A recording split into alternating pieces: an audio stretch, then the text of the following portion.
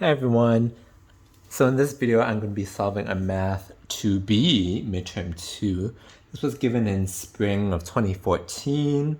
I believe for Math 2B, they keep changing up the curriculum, so double check which topics are in this midterm that I'm going to solve are relevant to you, and then just study them appropriately.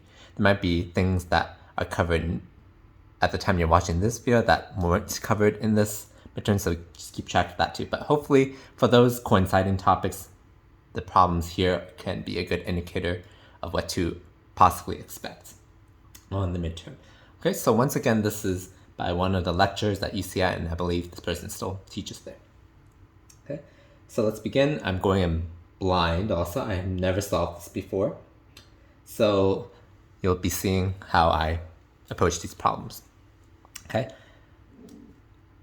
So this first question asks if these sequences that were given are convergent or divergent, and if they're convergent, find the limit. Okay.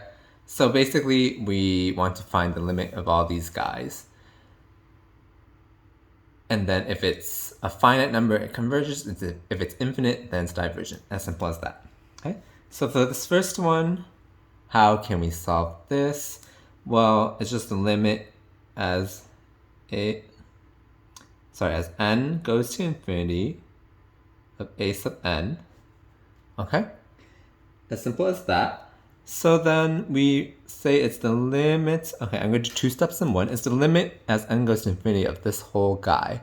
But remember our properties of limits, we can say we can put the limit inside the square root. So n goes to infinity of n plus 1 over 9n plus 1. Okay? So that's two steps in one. This is the limit. Now, if you remember in Math 2A, this is simply a horizontal asymptote. So if you remember the degree test, the degrees are the same. The highest degrees are the same for the top and the bottom of the fraction. So we take the ratio of the leading coefficients. So that would just be square root of 1/9, or that's a third. And that's our answer. If you don't remember that, you can just use L'Hopital's rule. Derivative of the top would be 1, derivative of the bottom would be 9. It's the same thing, 1/3. So it's convergent, and the limit is 1/3. Okay, next one, a sub n is natural log n over natural log 2n. Okay, so if we take the limit as n goes to infinity of natural log n over natural log 2n, so as n goes to infinity, natural log goes to infinity also. So it's infinity over infinity. That's indeterminate. Okay, so we need L'Hopital's rule. I don't know if your professor likes you to write L'Hopital's or something like that. I don't think it's necessary, but you know your professor better than I do. Anyway, so we use L'Hopital's rule. Again, we just take the derivative of the top, which is 1 over n. Derivative of the bottom is just 1 over 2n. Okay, so this is simply, the n's would cancel.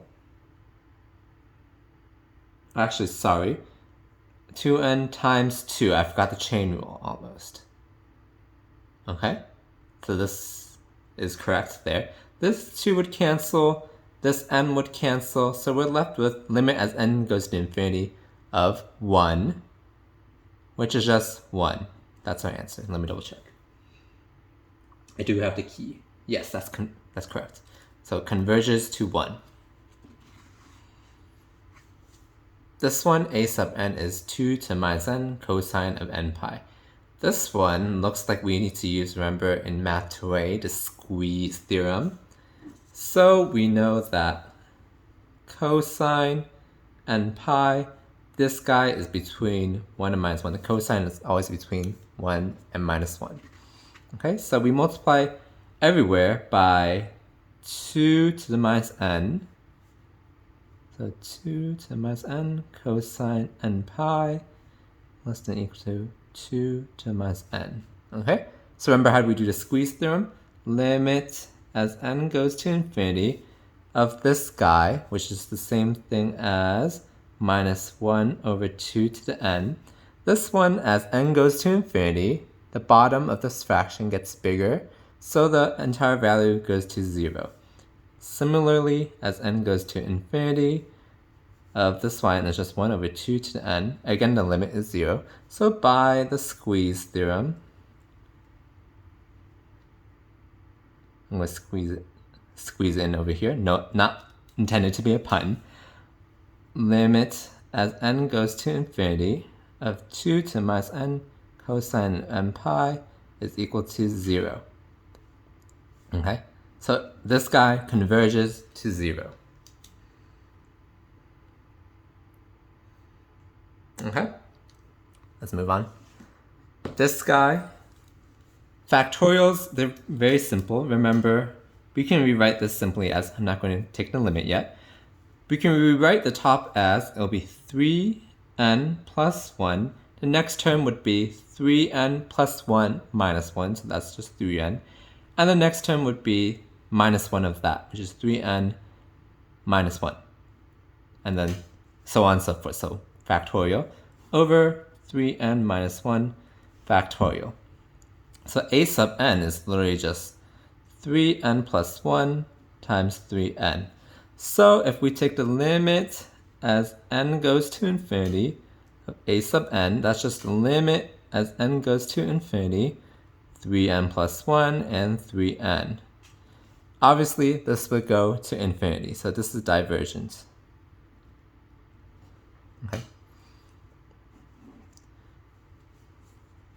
Okay, that's that one. This one, we can rewrite this exponent as 7 times 7 to the n over 9 to the n. Okay, because remember properties of exponents, this one would be an extra factor, so n plus 1. Okay, so limit as n approaches to infinity, 7 times 7 nines to the n. This is this limit over here. I pulled out this constant 7, and then this is the same thing as 7 nines to n. Okay? So this is the same thing as, remember, we can pull the constant out as n goes to infinity, 7 nines to n. This is a number less than 1. So as a number less than 1 raised to some large power, and the power gets bigger and bigger, that term goes to 0. So we're left with 7 times 0, which is 0, convergent to 0. Okay. Well, that's how we solve these problems. That was number 1. Number 2, we're asked to find the general formula for the sequence an, and then we're given the first few terms of the sequence are minus 2/3, 3 nines, minus 4 over 27, 5 over 81, so on and so forth. Okay, so we're trying to see what pattern it is. So one pattern, we see a change of sign. So there has to be some minus 1 to the n or minus 1 to the n plus 1 power. Depends how we start it, okay? So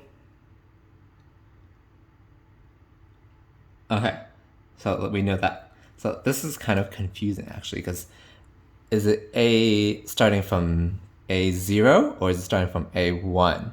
Because that makes a big difference for this sign term. Let's assume it's going to start from a1.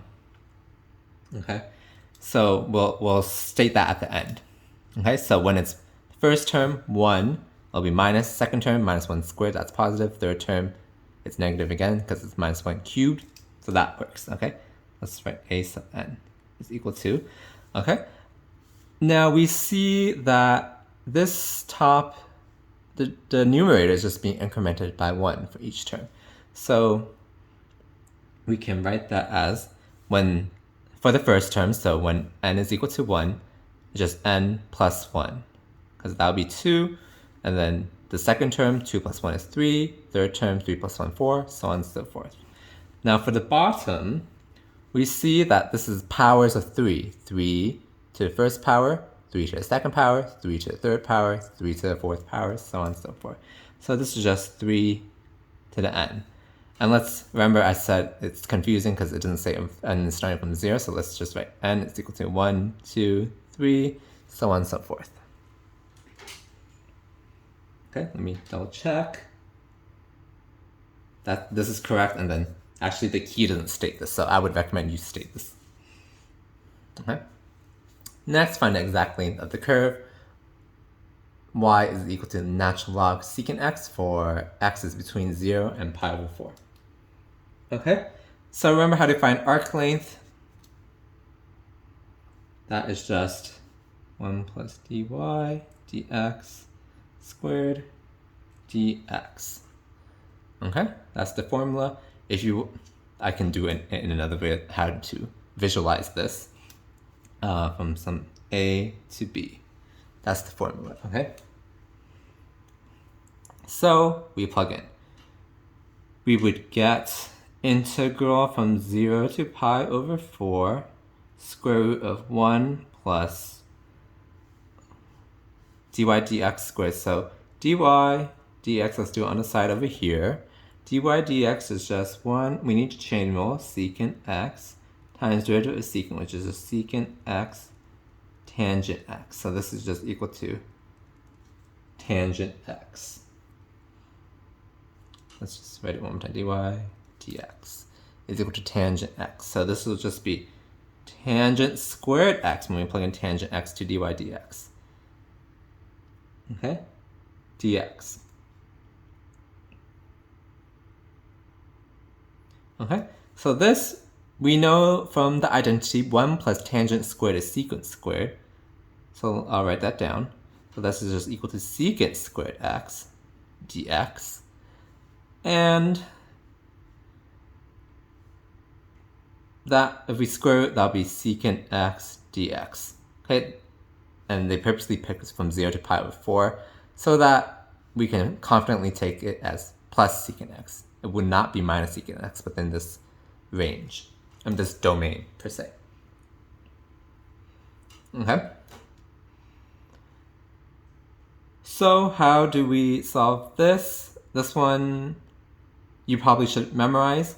If I remember correctly, it's ln secant x plus tangent x. And then we evaluate this guy from 0 to pi over 4. Okay? So then this would be natural log of secant pi over 4 is just 1 over cosine pi over 4.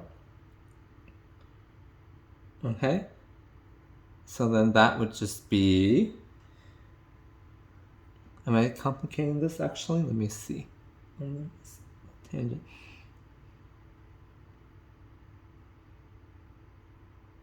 Okay, that's fine. Let's do it. It'll be 2 over root 2 plus tangent pi over 4 would be 1 minus natural log secant of 0 is 1 over cosine 0, which is 1. Tangent 0 is 0. So this guy would go away.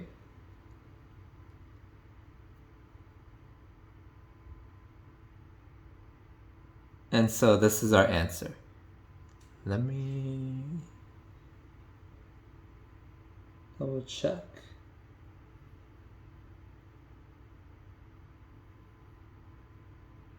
I think this is correct. The key gives a different answer. The key gives natural log square root 2 plus 1. But I don't think secant of pi over 4 is that.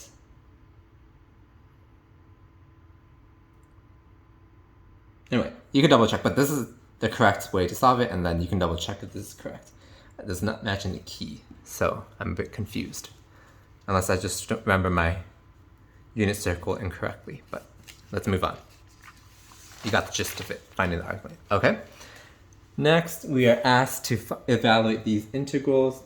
Now it's just probably testing all the techniques, strategies of integration that you learn.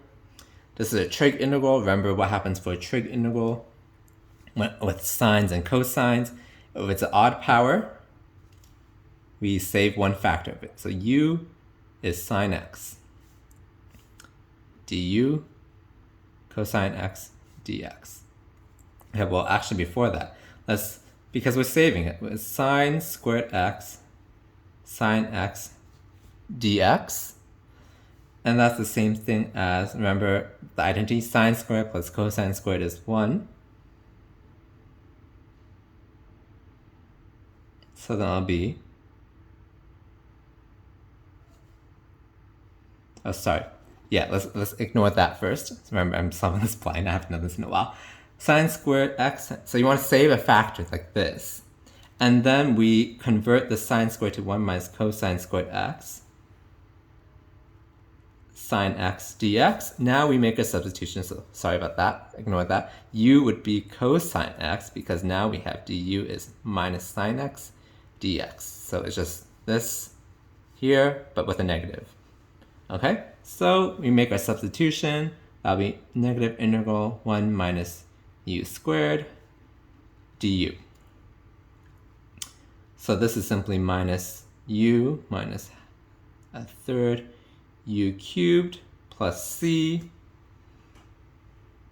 Okay, and then we have to back substitute u as cosine x, so it'll just be minus cosine x minus a third cosine cubed x plus c. And that should be answer, so let me check. Yeah, that's your answer. You could distribute this minus sign if you want. Oh, sorry, I wrote very crooked, but anyway. So that's that one. The key here is, remember, for odd powers, a sine or cosine, you save a factor, so that's what we did. And then you can make a substitution if you convert the sine squared to cosine, 1 minus cosine squared. You can substitute u as cosine. This one, it's clearly integration by parts. After you do so many problems, you just know. Okay, so how do we set a u and how do we set a dv? Okay, so in this particular case, if we set dv as ln x, what's the integral of ln x? You actually need integration by parts to find that. So we set u as ln x, du is just 1 over x, dx, dv is what's left over, so x to the 5th dx. Okay, so v is just 1/6 x to the 6. Okay, that's that. So we say this integral is equal to, remember, it's uv minus v du, like that. So uv is just 1/6 natural log x times x to the 6 minus v du, so that's minus a 6 again, integral x to the 5th, because x to the 6th, divided by x to the 5th, dx. Okay, so this is a simple integral to solve, so we are left with 1/6 ln x times x to the 6 minus 1 over 36 x to the 6 plus c. This should be your answer. Let me double check. Yep, that's correct. Okay, so here, was clearly integration by parts. And that's how we set up the u and a dv. Move on. This one,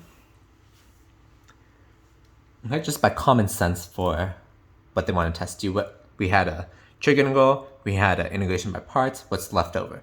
We have trig sub or partial fractions. So this one, well, I just know the answer because I've done so many integrals. This is trig sub would work. There might be another technique that works, but I know that trig sub will work for this, and then just by that logic of they probably want to test you on all the techniques, what's left over, trig sub and partial fractions. This is not a fraction looking at it, so trig sub. Okay, so how do we set this up for trig sub? I don't remember all those rules. I usually just set up a triangle. Okay, so if this is theta, we know that by the Pythagorean theorem, one of the sides has to be the hypotenuse squared minus the other side squared. So we know that this is one of the sides. Okay, so let's say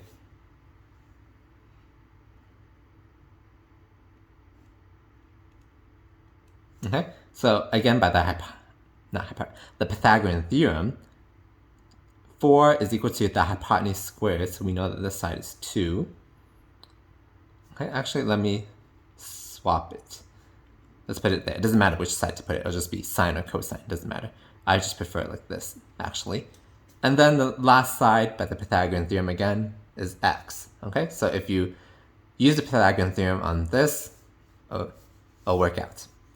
Okay, so again, doesn't matter how you organize the sides. You can put the square root here, or you can put it here, and then as a result, the x can go there or there, doesn't matter. It'll just be sine or cosine, okay? So if we want to substitute everything in this integrand in terms of this new variable theta, how do we do that? We need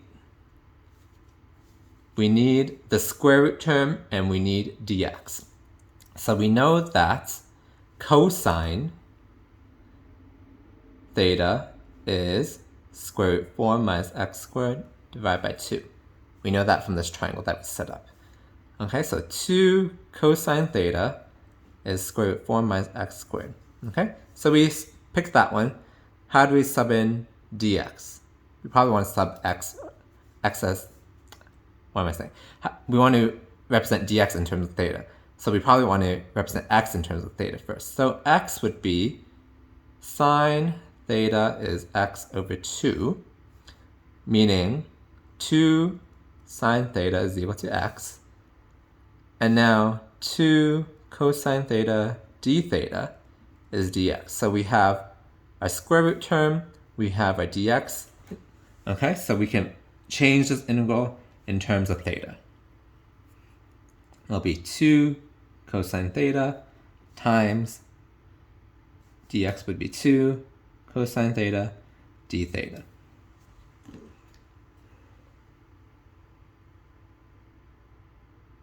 Okay, so if you follow the way they usually teach you, it's you substitute this thing still. X is 2 sine theta. This matches, I believe, what they teach you, or the book even tells you. And then when you plug in x is 2 sine theta here, you still get 2 cosine theta. So I like to just avoid all that algebra and just set up the triangle and substitute from there. You get the same thing. Okay, so if we simplify, it's simply 4 integral cosine squared theta d theta. Now, how do we solve this trig integral here? Half angle formula. So it's 4 integral half.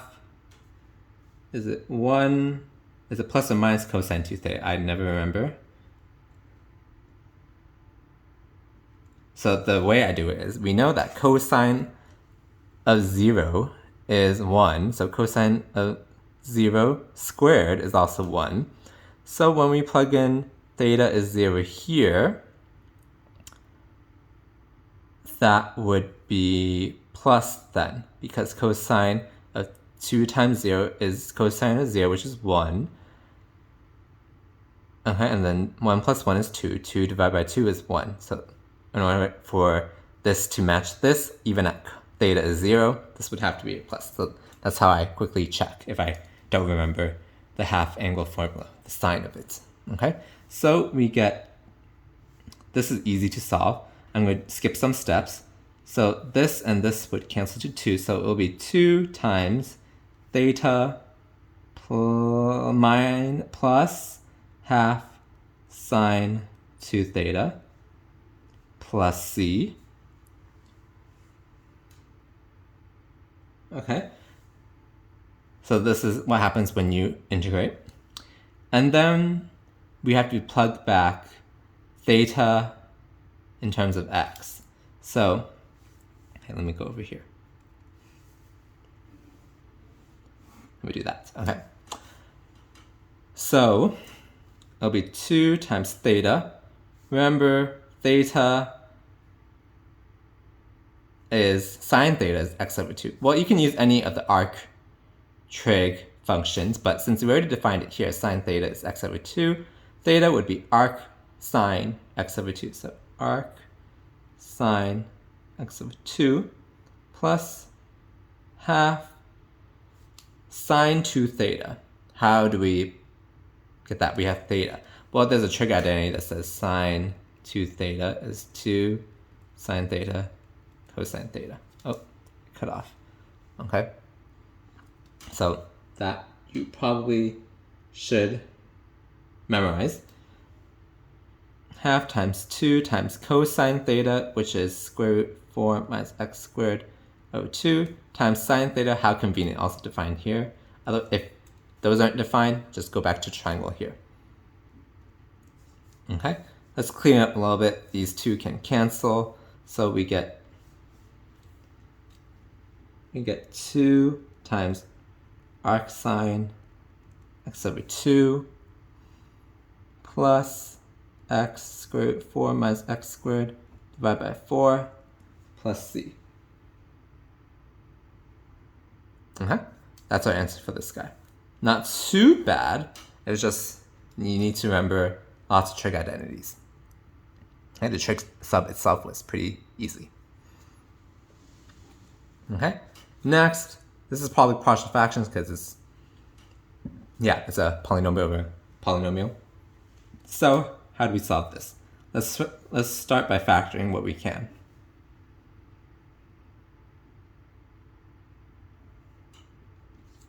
Which is just the x on the bottom. Okay, so when we do partial fractions, remember, so it'll be 2 minus x over x squared plus 1 is equal to, remember for linear terms, it's just like that.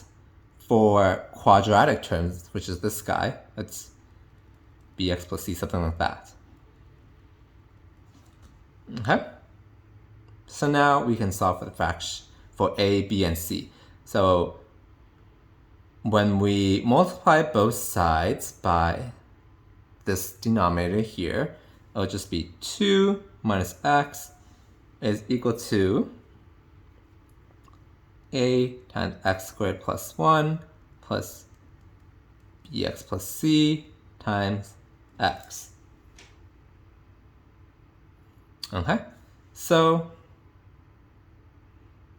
there's multiple ways to solve this. I am going to, which way should I do? Let's just do it the way where we combine all the terms together, all the x squares together, all the x's, and all the constants together.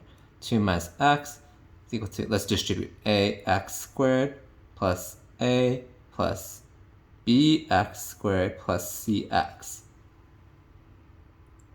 Okay, so then we know that 2 minus x is equal to a plus b times x squared plus cx plus a. Okay, so now we match terms. We know that cx has to equal to minus x, so c is equal to minus 1, as simple as that. Now, we also know that a has to equal to, the constant has to equal to this constant, which is 2. That was simple. And finally, we know that a plus b, there's no x squared term over here, so a plus b has to equal to 0. We know that a is 2, so that means b is minus 2. Okay, so we can rewrite this integral as the partial fractions. We saw that a is 2 over x, okay, plus b is minus 2x, c was minus 1 over x squared plus 1. Okay, dx for the correct notation, like that. Okay, so let's split it up once more. 2 over x, we leave it alone. Let's split out this fraction into two terms. It'll be minus 2x over x squared plus 1. And then the last term will be minus 1 over x squared plus 1 dx. This we can solve easily. First term is just 2 ln x in absolute value. This one, we can quickly do it ahead. If u is the bottom, x squared plus 1. du would be 2x dx, which is what we have at the top. So we can simply say that's minus ln of x squared plus 1. Okay? And then this guy is just arctan x plus c. And that's our answer right here. Okay, so this was not bad at all. Remember, the key here was for all the linear terms, it's just some constant a. If it's a quadratic term, it's like bx plus c, or if it's like some farther term, dx plus e, or something like that. Okay? And there were no repeating terms, so that was easy also. If it was a repeating term, so for example, this is x squared, then we would have a over x plus b over x squared plus cx plus d over x squared plus 1, something like that.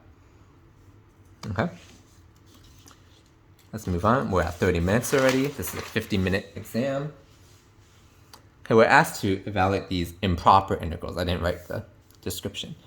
Okay? But anyway, the trick here is we have to, if they didn't tell us, then we have to recognize that this is an improper integral. Because when you approach 2, then this guy goes to infinity. So it's an improper integral. So we have to rewrite this as limit. The proper way to write it is that limit as t goes to 2 from the, is it from the right or from the left? It should be from the right because we're going this way. Okay?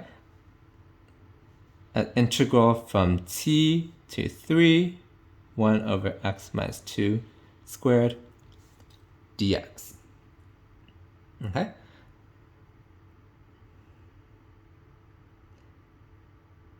This, I'm going to not write out all the substitution. We would just let u is x minus 2. So du would be dx.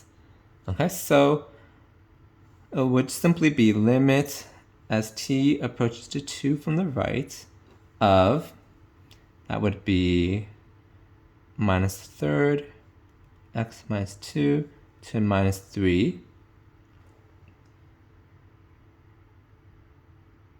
Actually, not minus 3. Sorry, that was the derivative. It was not the derivative, but it'll be, that's minus 2 power, so that'll be, sorry, let me write it over here. That'll be minus x minus 2 to the minus 1. Because when I differentiate, it'll be plus, okay, that's right. Remember, you can always cross-check by just differentiating. You should get back the integral. Okay? Evaluate this from t to 3. Okay? So this is limit as t goes to 2 plus, let me clean it up a little bit, minus 1 over x minus 2. Evaluate from t to 3. Okay? So it's limit as t goes to 2 from the right, minus 1 over 1 plus 1 over t minus 2. Okay? This is good. So this integral is 1. Just write it like that. This guy, I'm not sorry, this would cancel to 1, it's not integral. And then this guy, as t goes to 2 from the right, this guy would go to infinity. So infinity, add on a negative 1, it's still infinity. So this guy is infinity. Divergence. Okay? And as to be specific, it's positive infinity because as you approach 2 from the right of this guy, remember math 2a, you just pick a number a little bit bigger than 2, so 2.001, 2.001, this would be a positive sign, so positive infinity. Okay, this one, integral from 1 to infinity, e to minus square root x over square root of x. Okay, this is improper because it's going to infinity. This one, we see there's a clear substitution, but let's write it as t goes to infinity, integral from 1 to t, I cannot talk today, e to minus square root x over square root x dx. So we can substitute u as square root x, du is 1 over 2 root x dx. Okay? And then we have to worry about our limits of integration in a little bit.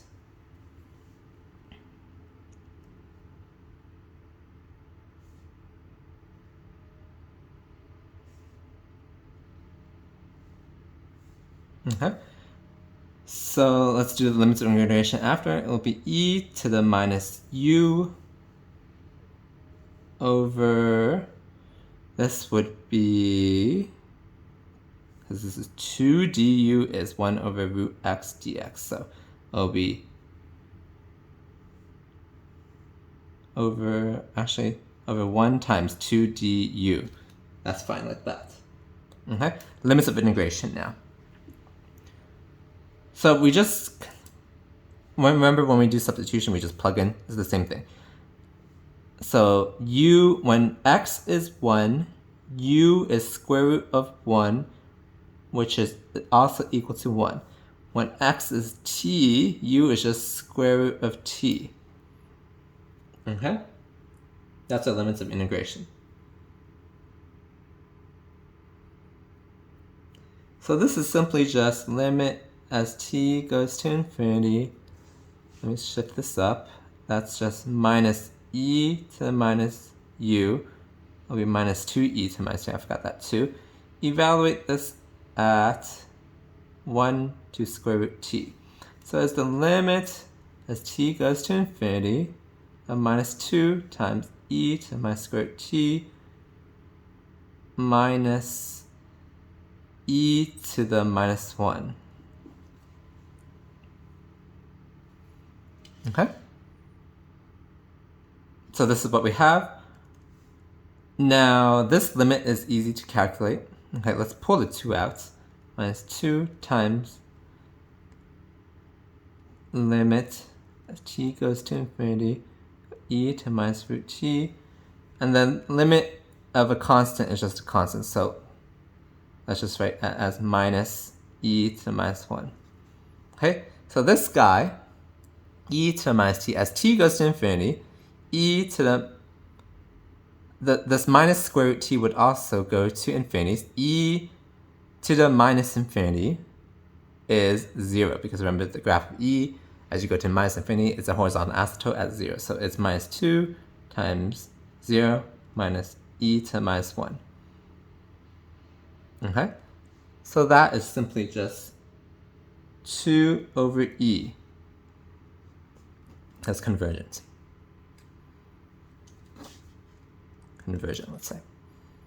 Okay, so once again, the key here was, actually we just evaluate this integral as normal, just one of the limits for infinity. We make the substitution, like, that should be familiar to you by now, and then we just evaluate it, and then this limit happened to be 0, so it was convergent. Okay. Last few, true, false. Let's finish this. This is a kind of long video already. This guy, integral of dx of x squared plus 1 is equal to natural log x squared plus 1 plus c. So there's a few ways you can do this. This one I already recognize as arctan. The integral of this is arctan, so that's false. This is false. Another way is just take the derivative of this guy. Does it get back this? If you take the derivative, it will be 1 over x squared plus 1 times 2x, which is not matching, so false. This one can be put in the form a over x plus b over x squared plus 4. Remember, we just did our partial fractions. This should be bx plus c, because it's a quadratic term. It has to be like this, so false. If f is continuous on, notice this closed interval, that's probably important, 0 to infinity, and integral from 1 to infinity, fx dx, converges, the limit from 0 to infinity of fx dx converges. This is true. And we were correct to pay attention to this closed bracket. Okay? So when 1 to infinity is convergent, the only interval in question is from 0 to 1. Okay? We know up to 0 and including 0, it's continuous. So there's some finite value. It's not an asymptote or anything like that. Okay? And then between 0 and 1 is continuous. So that logic holds there. It's going to be some finite value. So let me write it out. So 0 to 1. Okay, so we know this guy converges because the problem tells us that. This guy, remember we just said that since it's continuous from 0, including 0, to 1, including 1, it's going to be some finite value of f, which we can simply add a finite value to another finite value, true. If the sequence an converges and the sequence bn diverges, then an plus bn, the sequence diverges. This is true because it's just some constant plus infinity, so it'll still be infinity. Okay, and the last one, it says x squared plus 4 over x times x squared minus 4 can be put in the form a over x plus b over x plus 2 plus c over x minus 2. So this is true. We can factor this x squared minus 4 as x plus 2 and x minus 2. Those are linear factors, so it's just a constant, and it's not repeating. So this is fine, true. Okay, so that was this midterm. That was 40 minutes, 41 minutes, not too bad. This is a 50-minute exam, and I was explaining a lot of stuff. So yeah, hopefully this video helps. If it did, please hit that like button, and please subscribe to this channel for more videos like this.